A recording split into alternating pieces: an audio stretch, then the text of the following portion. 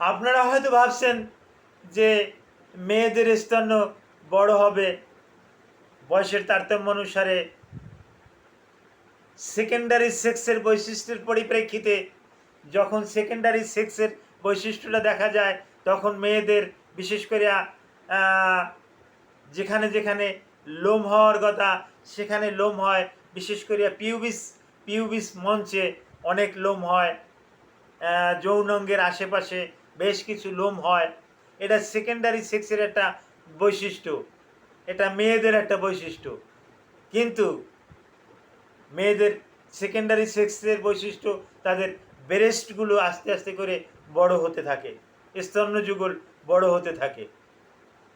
কিন্তু শুনলে আশ্চর্য হবেন, বয়সের তারতম্য অনুসারে পুরুষেরও কিন্তু ব্রেস্ট অনেক অনেক বড় হয়ে যায়, অনেক ঢোলা হয়ে যায়।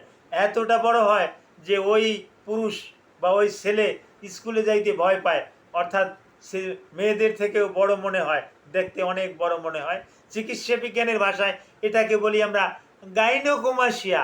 এই গাইনোকোমাসিয়ার উপরে কিছু গুরুত্বপূর্ণ আলোচনা করব। আসসালামু আলাইকুম রহমতুল্লাহি ওয়া বারাকাতুহু। আমি ডাক্তার মীর শহীদুল ইসলাম। আমার চেম্বার শুভেচ্ছা 255, ঐতিহ্যবাহী শেখঘাট, সিলেট। জি দর্শক শ্রোতা, গাইনোকোমাসিয়া নিয়ে আমি ইতিপূর্বে আর একটা ভিডিও করেছি, আমার স্মরণ আছে। তো এবারে কিছু অতি অত্যাধুনিক কিছু তথ্য দিব। এই তথ্যগুলো যদি আপনারা মেনে চলতে পারেন তাহলে গাইনোকোমাসিয়া যাদের হয়েছে তারা সেখান থেকে কিন্তু কোনো মেডিসিন ছাড়াই কিন্তু ওখান থেকে কিন্তু আস্তে আস্তে করে কিন্তু সরে আসতে পারবেন। গাইনোকোমাসিয়াটা হলো পুরুষের স্তন্য হঠাৎ করে বড় হয়ে যাওয়া। একটা ছেলে 4-এ পড়ে, 5-এ পড়ে, হঠাৎ করে দেখা গেছে যে তার ব্রেস্ট বড় হয়ে গেছে। এই ব্রেস্ট বড় হয়ে যাওয়ার পরিপ্রেক্ষিতে ও স্কুলে গেলে একটু টিপা দেয়, একটু ধাক্কা দেয়, হ্যাঁ, একটু হাসাহাসি করে। এই লজ্জা শরম ভয়ের পরিপ্রেক্ষিতে ও স্কুলে যাওয়া বন্ধ করে দিচ্ছে। আর পিতামাতাও দেখতেছে এ বড় হয়ে যাইতেছে, ই করতেছে, তারাও টেনশনে পড়ে গেছে যে এই বাচ্চা নিয়ে ভবিষ্যতে কি করব। তারাও আর ওই স্কুলে পাঠাচ্ছে না। এই বাচ্চার পড়াশোনা এখান থেকে নষ্ট। বাচ্চাটাকে হয়তো একটা চাকরি টাকরি দিয়ে দেয়, চাকরি বলতে দোকান টোকানে চাকরি দিয়ে দেয় বা কোনো ব্যবসার সাথে জড়িত করাই দেয়।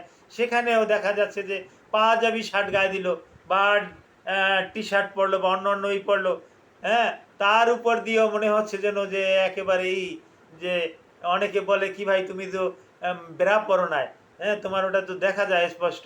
এরকমের, যদিও আমি ঢং করে কথা বলছি, এরকমেরই হচ্ছে সচরাচর। আমার কাছে এরকমের রুগী নিয়ে আসছে, আমি পরামর্শ দিচ্ছি, তারই প্রেক্ষাপটে এই কথাগুলো বলছি। তো এরকমের ব্রেস্ট বড় হয়ে যায়। শুধু ব্রেস্টই বড় হয় না, তার নিপেলগুলো আকারে অনেক বড় থাকে, হ্যাঁ। এটাকেই গাইনোকোমাসিয়া বলি। এটা কেন হয়? এটাও হরমোন বৃদ্ধির পরিপ্রেক্ষিতে হয়। যেহেতু পুরুষদের ভিতরে একটা হরমোন আছে টেস্টোস্টেরন হরমোন, এটা মেয়েদেরও আছে, স্বাভাবিক কম। নরস্টিরল, তারপর আসে ইস্ট্রোজেন হরমোন, প্রোজেস্টেরন হরমোন।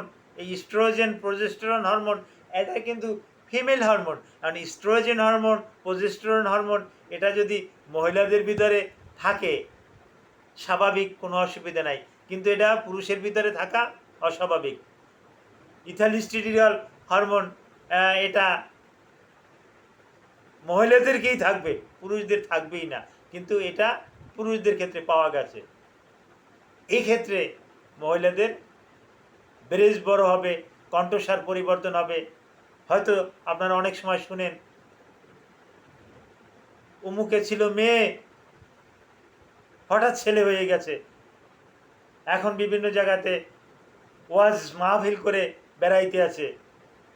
আমি অনেক লিফলেটে দেখছি আজকের প্রধান আকর্ষণ, আজকের মাহফিলের প্রধান আকর্ষণ অমুক মহিলা ছেলে হয়ে গেছে, সে গুরুত্বপূর্ণ বয়ান রাখবে, এরকমের শুনতে পাই। তো আলোচনা করছিলাম গাইনোকোমাসিয়া, পুরুষের এটা বড় হয়ে যাবে। তো এখন বিশেষ ক্ষেত্রে এটা সার্জারি করার প্রয়োজন আছে, সার্জারির মাধ্যমে এটা ভালো হয়। কিন্তু আমি কিছু কিছু পদ্ধতির কথা বলে দেব, এই পদ্ধতি যদি অবলম্বন করতে পারে তাহলে কিন্তু তার এগুলো করার আর দরকার হয় না, সার্জারি নাও লাগতে পারে। তাকে ডায়েট কন্ট্রোল করতে হবে, চর্বি জাতীয় খাবার খাওয়া যাবে না। তারপর যে সমস্ত খাবারে ইস্ট্রোজেন প্রোজেস্টেরনের মাত্রা বেশি থাকে এই রকমের কোনো খাবার খাওয়া যাবে না। যে খাবারে টেস্টোস্টেরন হরমোন বেশি থাকে এ জাতীয় খাবার তাকে খেতে হবে।